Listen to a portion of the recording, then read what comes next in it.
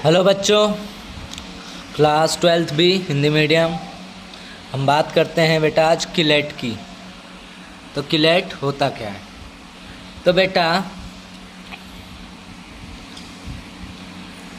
जब कोई द्विदंतुर लिगैंड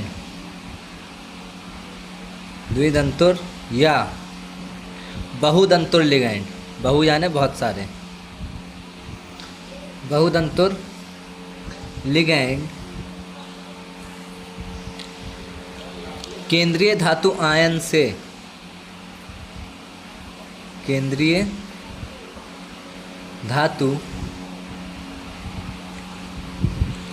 से जुड़ते हैं तो एक चक्रीय संरचना प्राप्त होती है।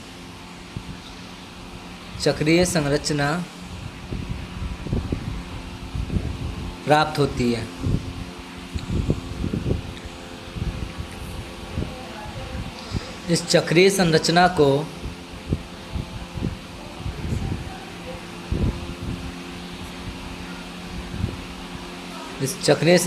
को किलेट रिंग कहते हैं।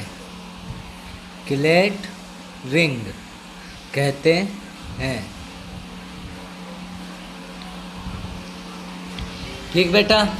तो बेटा ये तो है किलेट रिंग, और इससे प्राप्त यौगिक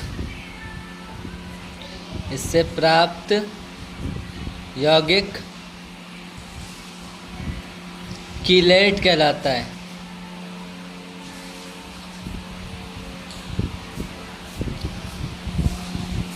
कहलाता है। और किलेट निर्माण में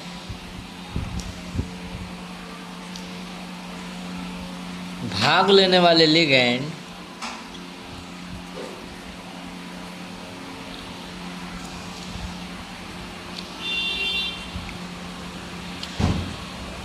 किलेटिंग लिगैंड कहलाते हैं।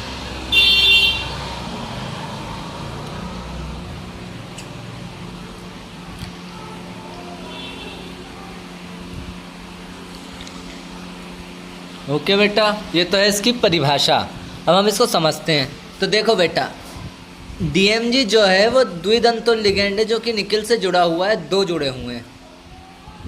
तो डीएमजी जो होता है वो ये होता है, नाइट्रोजन ऑक्सीजन, नाइट्रोजन OH है, और इससे डबल बॉन्ड से यहाँ कार्बन जुड़ा होता है, और यहाँ भी इस डबल बॉन्ड से कार्बन, और इस कार्बन से एक CH3 जुड़ा होता है, और इस कार्बन से एक CH3 यहाँ भी जुड़ा होता है, और दोनों कार्बन के बीच एक बॉन्ड होता है।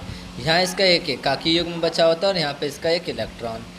और निकिल जो है बेटा, इसके एक इलेक्ट्रॉन के साथ बॉन्ड बनाता है और इससे उपसे संयोजी बंध बनाता है। इसी प्रकार इसको थोड़ा सा घुमा के रख दो उस तरफ।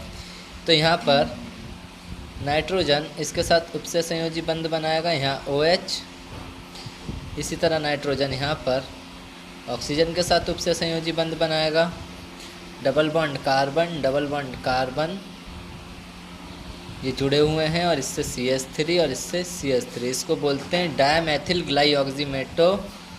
और ये देखिए एक चक्रीय संरचना प्राप्त हो रही है, ये चक्र बन रहा है, ये गोल घूमकर वहीं आ रहा है। ऐसे इस तरफ भी एक चक्रीय संरचना प्राप्त हो रही है। इस तरह की संरचना क्या कहलाती है बेटा? किलेट कहलाती है। तो ये क्या है बेटा? किलेट है। तो इसके अनुप्रयोग देखिए, इसके उपयोग या अनुप्रयोग क्या होंगे? इसके उपयोग या अनुप्रयोग जो होंगे वो इस प्रकार होंगे। इसका उपयोग जो किया जाता है, पहला किया जाता है बेटा जल के शुद्धिकरण में,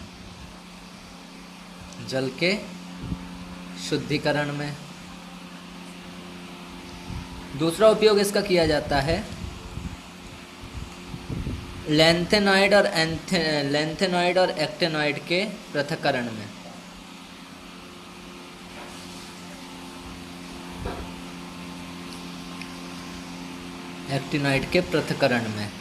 बेटा लैंथेनॉइड और एक्टेनॉइड के लिए दोनों अलग अलग गुण किलेट जो होते हैं वो अलग अलग गुण प्रदर्शित करते हैं, इससे हम इनको अलग अलग कर सकते हैं। तो ये है बेटा आपका एक टॉपिक यहाँ पे ख़त्म होता है, और आपका जो दूसरा टॉपिक है वो होगा, जो दूसरा टॉपिक है वो है समन्वय संख्या। तो बेटा हमें ये समझना है कि समन्वय संख्या होती क्या है। तो समन्वय संख्या जो होती है वो होती है, देखिए, किसी संकुल में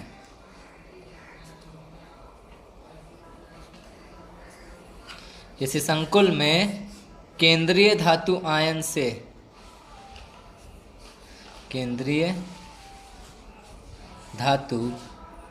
आयन से जुड़ने वाले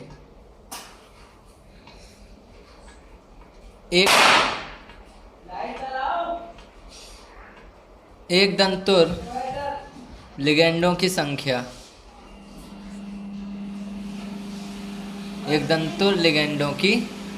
संख्या, बेटा क्या कहलाती है? समन्वय संख्या कहलाती है।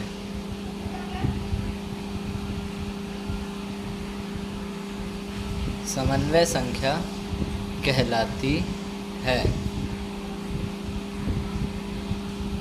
अब ये हमें समझना है। तो बेटा देखो, जैसे NiCN4 और खोपड़ी पे 2-, हमें आवेश से कोई मतलब नहीं है, हमें लिगेंड से मतलब है। Ni से एक दंतुर 4 लिगेंड जुड़े हुए हैं, तो इसकी समन्वय संख्या जो होगी वो होगी 4। कितनी होगी? 4। इसी प्रकार अगर कुछ और हो, जैसे मान लो एक दंतुर लिगेंड की जगह यहाँ पे द्विदंतुर लिगेंड है। द्विदंतुर लिगेंड यानी 2 एक दंतुर लिगेंड, तो एक को हम 2 मानते हैं। 3 × 2 कितनी हो गई इसकी समन्वय संख्या? बेटा इसकी हो गई समन्वय संख्या 6। इसी प्रकार FeC2O4 होल थ्राइस खोपड़ी पे 3+, इसकी समन्वय संख्या क्या होती है? वो होती है बेटा 6। यहाँ पे ये भी द्विदंतुर लिगेंड है, ये भी एक दंतुर के 2 हो गए, तो 2 × 3 6, तो समन्वय संख्या इसकी हो गई 6। इसी तरह निकेल EDTA और खोपड़ी पे 2-, तो ये बेटा जो EDTA है ये षट दंतुर है, आप जानते हैं, यानी इसमें 6 एक दंतुर लिगेंड है, 6 जगह से बॉन्ड बनाएगा, तो ये इसकी समन्वय संख्या क्या हो गई? 6 हो गई। तो बेटा यही थे आज के आपके दोनों टॉपिक। तो बेटा मिलते हैं हम कल।